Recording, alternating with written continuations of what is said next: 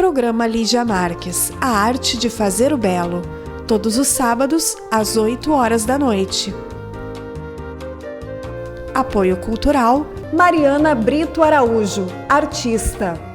Azione Consultoria, 25 anos. Camacho Consultores, consultoria em recrutamento e seleção. Viagiotour, Faxinal do Soturno.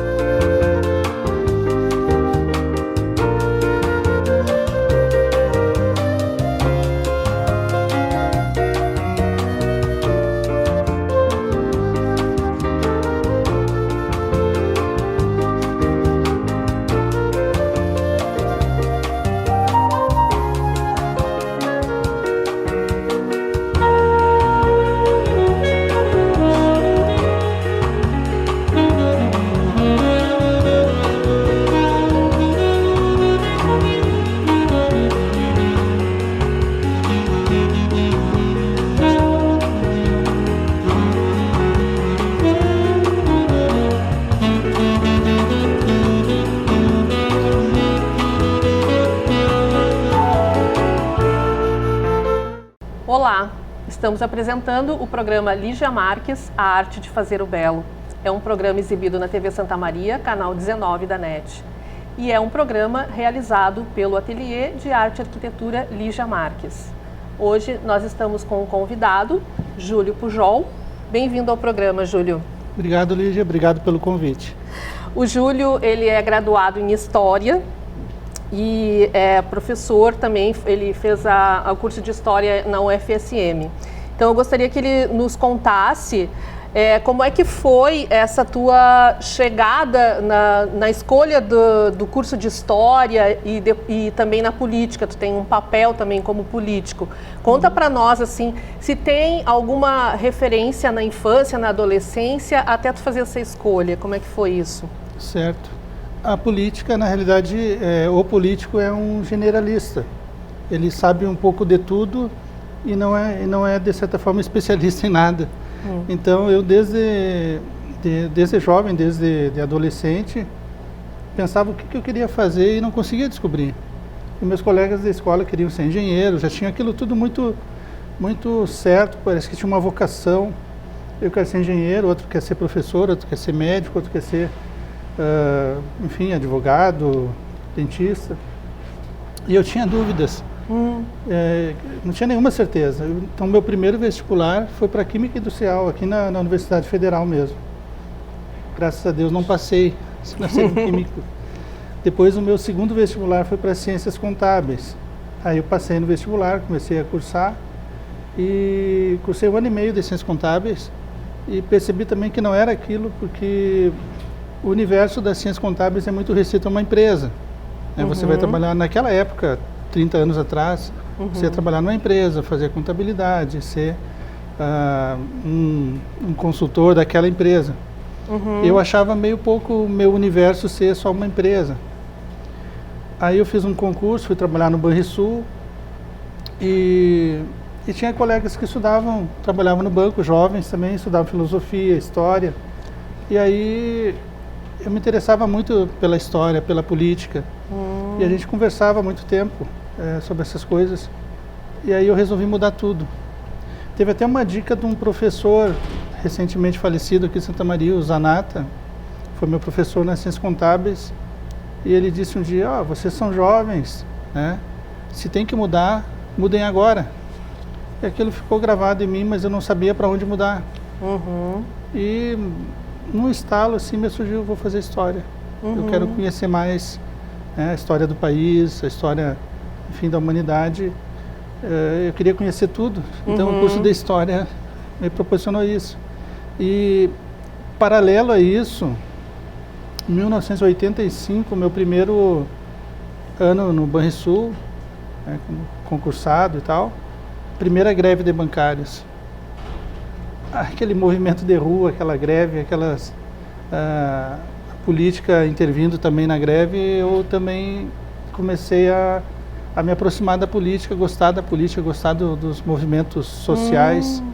Então, foi a minha porta de entrada mais objetiva assim para a política, movimento sindical. No curso de história, assim, tu lembra o que se estuda nesse curso de história, porque te dá uma base, né? Depois tu foi por aí então que tu foi gostando da política.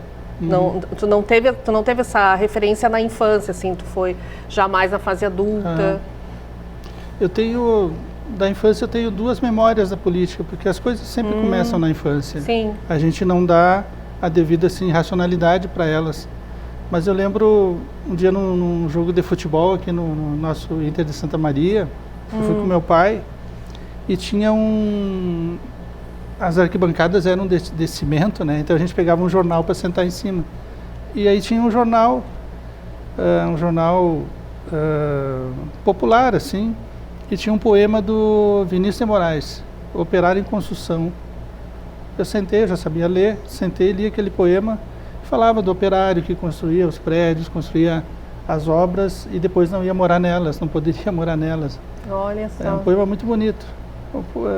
E aquilo me gravou e eu pensei que quando eu crescesse eu queria construir muitas casas para todo mundo morar. Mas ficou lá.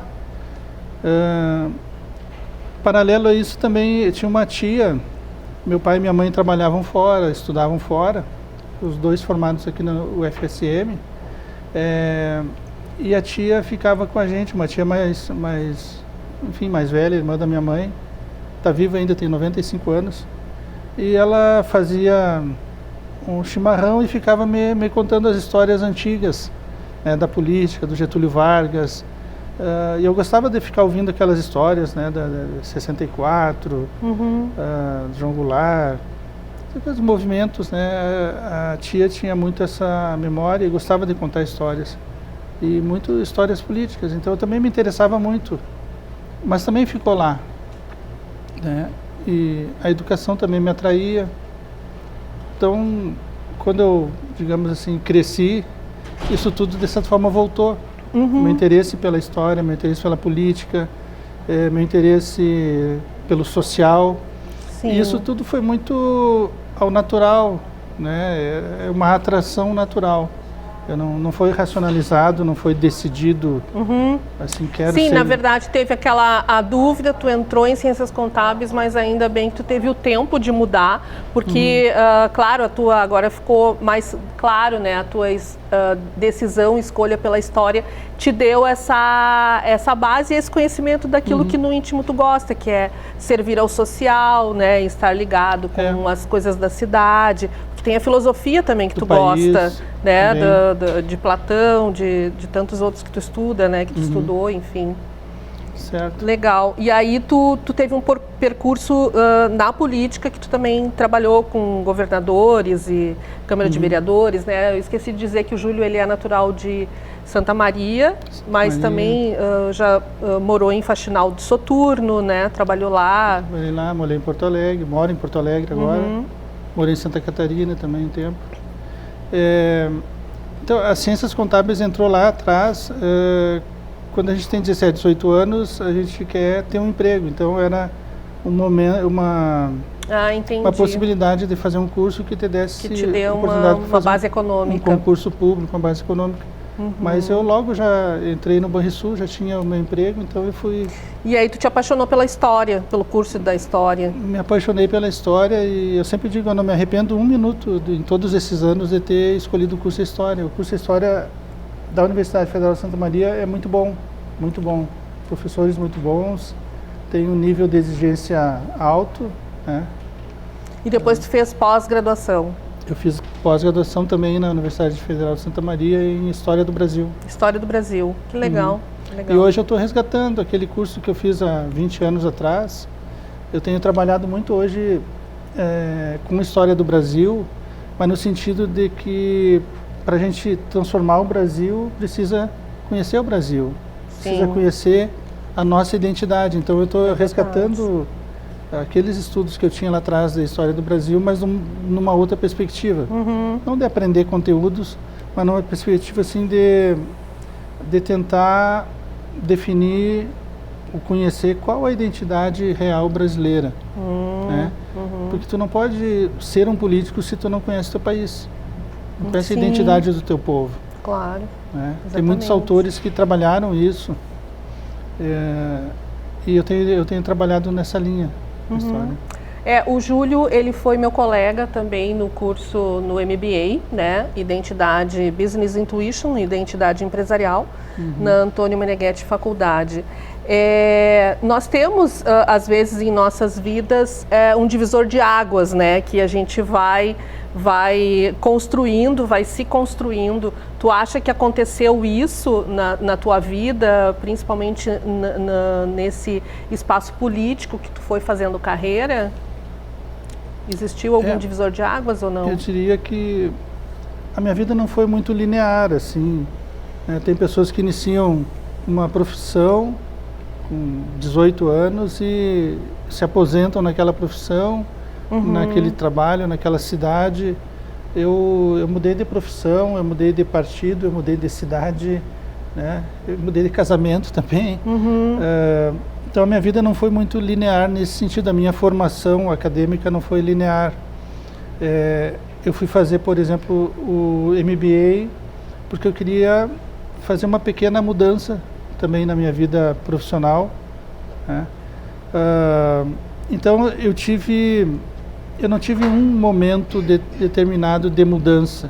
Eu tive alguns pequenos momentos que mudaram a minha trajetória. Sim. Um dos momentos foi, enfim, por exemplo, quando eu mudei do curso de Ciências Contábeis para História, lá em 1985, passei no concurso do Banrisul, comecei uma vida adulta, profissional. Depois, um pouco mais tarde, outro momento foi conhecer a ontopsicologia, começar a estudar ontopsicologia. Teve um livro, né, chamado Sistema e Personalidade, e quando eu li, assim, me abriu, juntou filosofia, juntou psicologia com política, com sistema, né?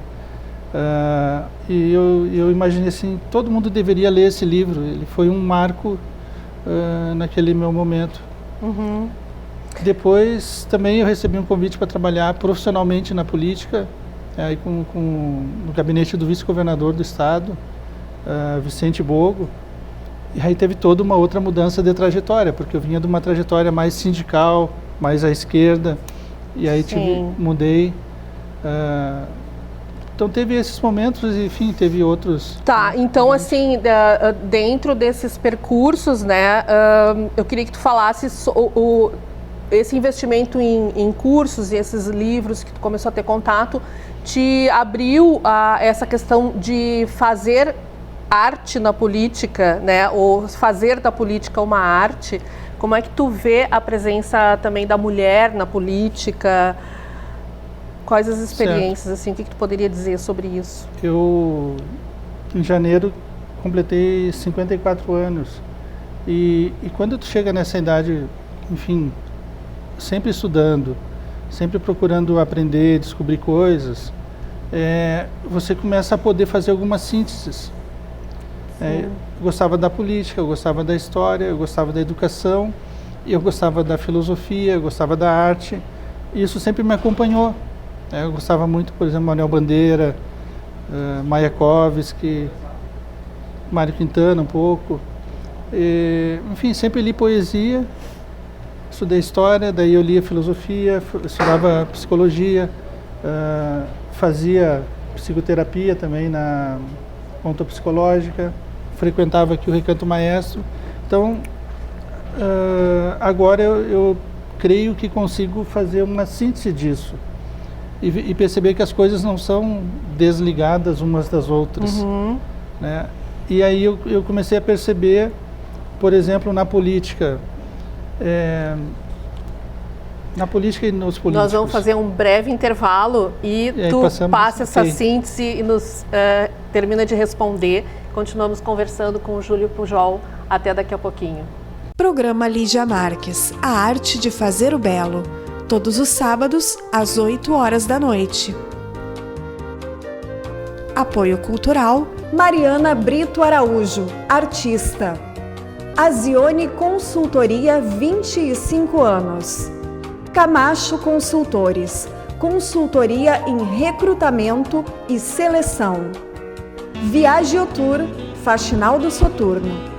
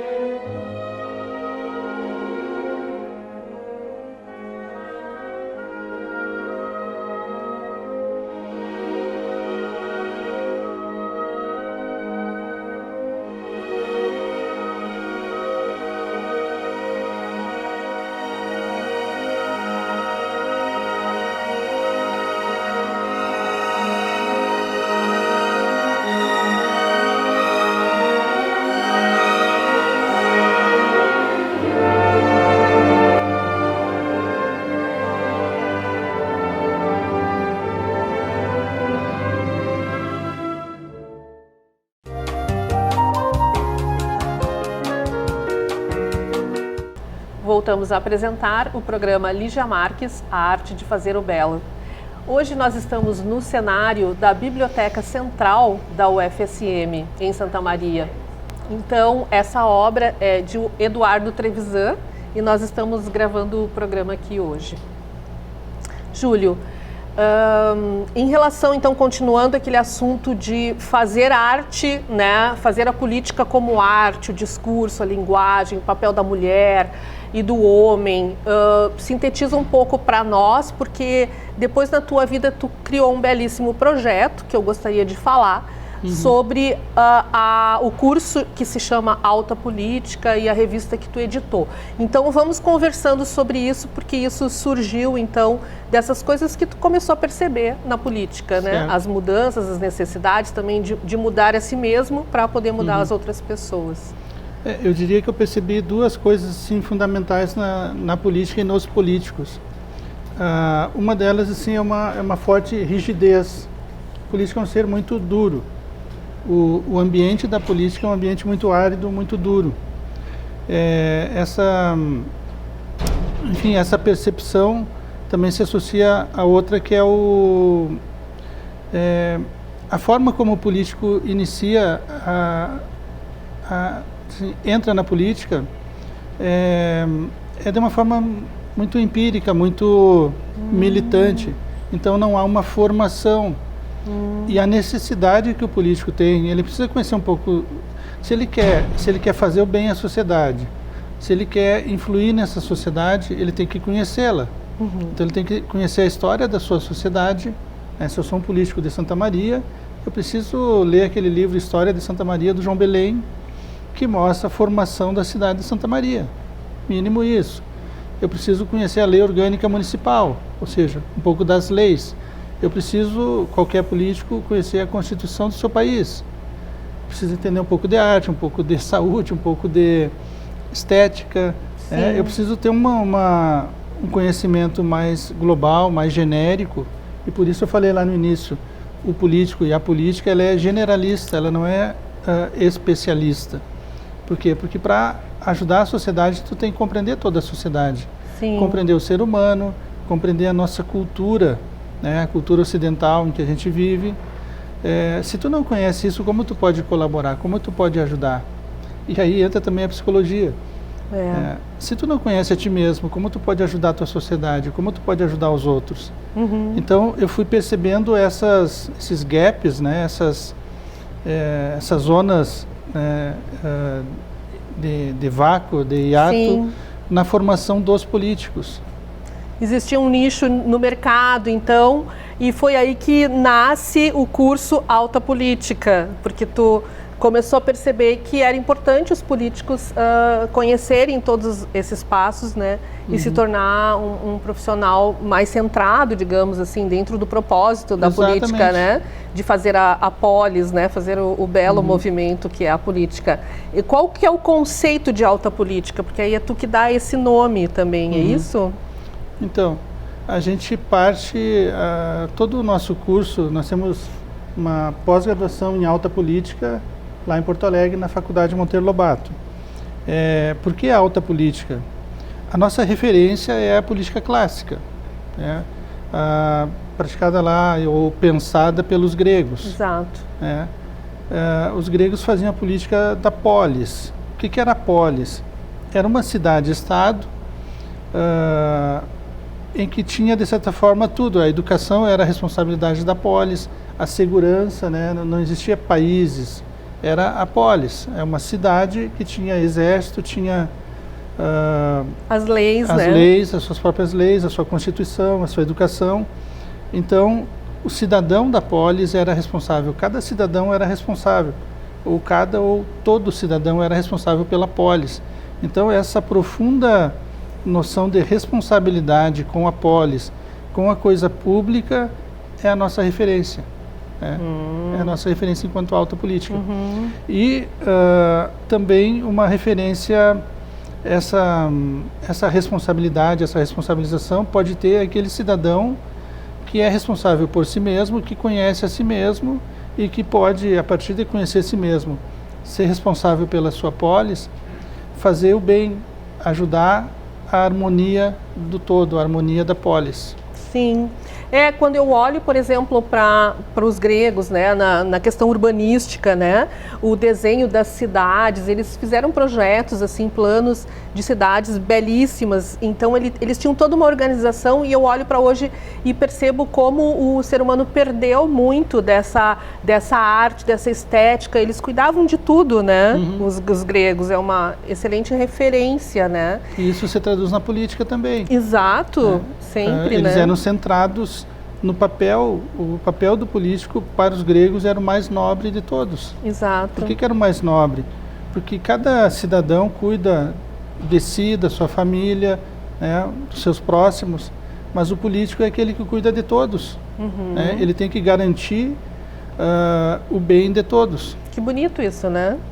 Júlio, então, assim, nesse curso de pós-graduação Alta Política na Faculdade Monteiro Lobato, nessas disciplinas que vocês oferecem, tu considera que esse curso traz um novo modo de pensar, uma forma-mentes para a formação do político, que ele tem uma posição mental para poder se centrar como político numa nova direção, num novo papel como político humanista? Como é que vocês vão dando esses passos assim? Todo mundo quer e a gente quer também construir a política do futuro. Mas para construir a política do futuro, a gente buscou raízes. Né? Se a gente não conhece as raízes, é difícil projetar um futuro. Então, a gente quer contribuir, quer que o nosso curso seja um instrumento de formação de uma nova mente política.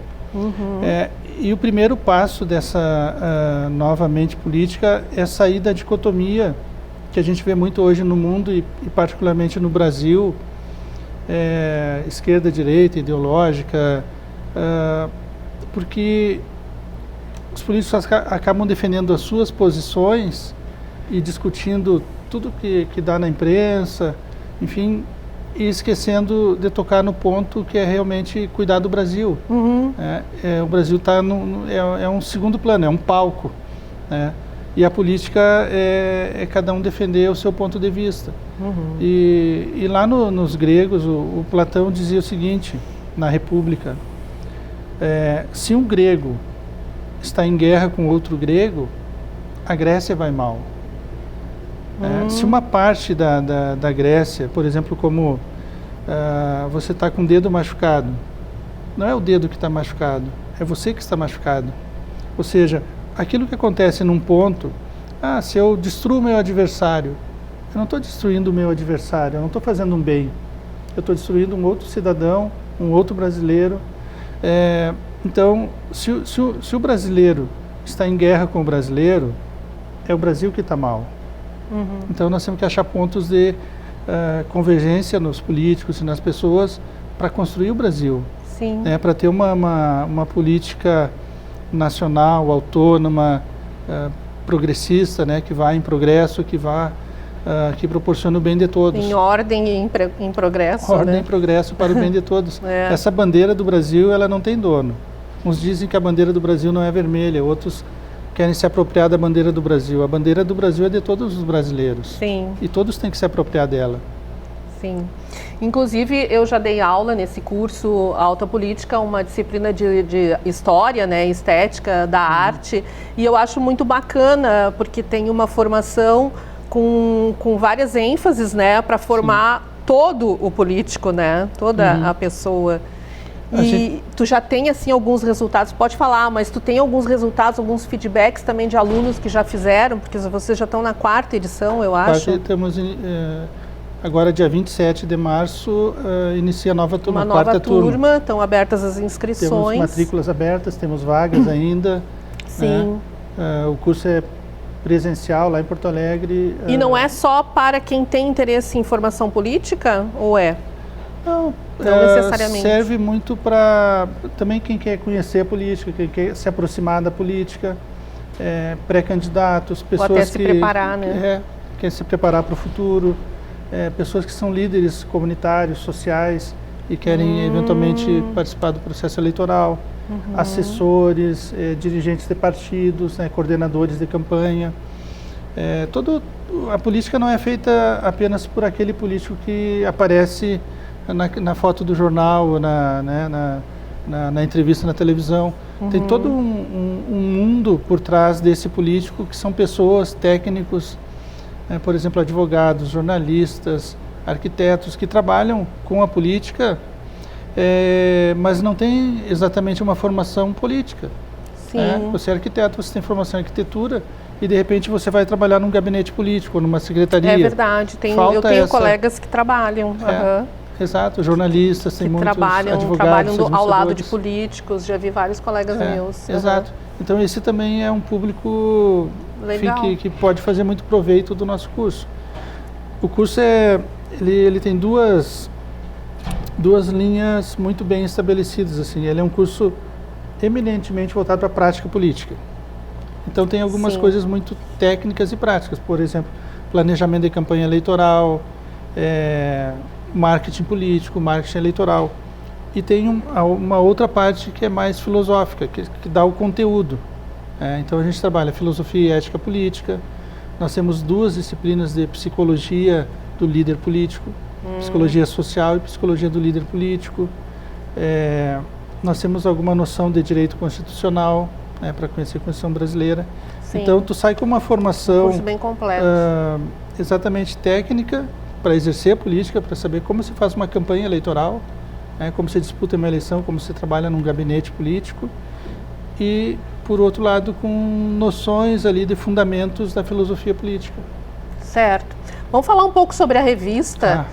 Aí surge, então, essa ideia de lançar a revista que se chama Alta Política, ela surge dentro do curso. Dentro do curso, é um dos resultados do curso. Inclusive, eu fui convidado para a primeira revista para expor minhas obras dentro da revista, as minhas pinturas, E depois tu já está na 3ª edição, Tu quer falar um pouco sobre a revista, que tem vários autores aqui, Vicente Bogo, vários... Já estamos trabalhando para, em abril, lançar a 4ª edição. É uma revista de conteúdo político, de reflexão política, não é uma revista de propaganda de políticos, como normalmente acontece.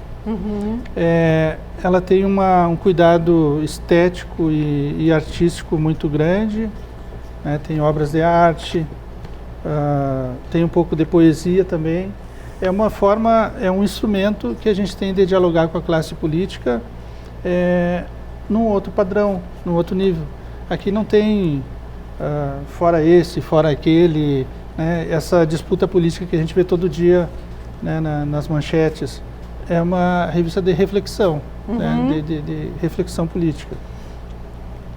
Certo. E então nós precisamos encerrar o programa. Tu gostaria de deixar alguma mensagem assim para aqueles que querem fazer a política? O curso então está aberto, as aulas iniciam dia 27 de março de 2020 e na Faculdade Monteiro Lobato, né, que faz os contatos. É só entrar no site da Faculdade Monteiro Lobato, monteirolobato.edu.br/pós-graduação, e aí você tem ali o curso de pós-graduação em alta política, que tem todas as informações, professores, disciplinas do curso, forma de investimento, de pagamento, é um curso privado. Como eu disse antes, as aulas são presenciais em Porto Alegre, enquanto são quinzenais, então 2 vezes por mês você vai em Porto Alegre, e muito voltado para a prática, prática política. Ele é dado sexta de noite, sábado e domingo, Sexta né? noite e sábado. Sábado durante o dia. Domingo não, tá. Os professores Então. todos com prática política. Não Sim. são professores da academia que vieram para a política, Ótimo. mas professores que têm a prática política. Temos até uma juíza eleitoral, por exemplo, nossa professora. A prática política e a formação acadêmica necessária, né? Que bacana. Parabéns, Júlio, pelo curso, pela revista, e que nós tenhamos realmente políticos mais humanistas, né, fazendo a arte de fazer política. Obrigado pela presença. Obrigado pela oportunidade. Estamos encerrando mais um programa Lígia Marques, A Arte de Fazer o Belo. Ele é exibido na TV Santa Maria, canal 19 da NET, todos os sábados às 20 horas, exibição inédita. E você também pode ver nos sites da TV Santa Maria e nas páginas do Facebook do programa Lígia Marques e do YouTube. Agradeço aos apoiadores culturais deste programa e agradeço a sua presença. Nos vemos nos próximos programas e eu espero você.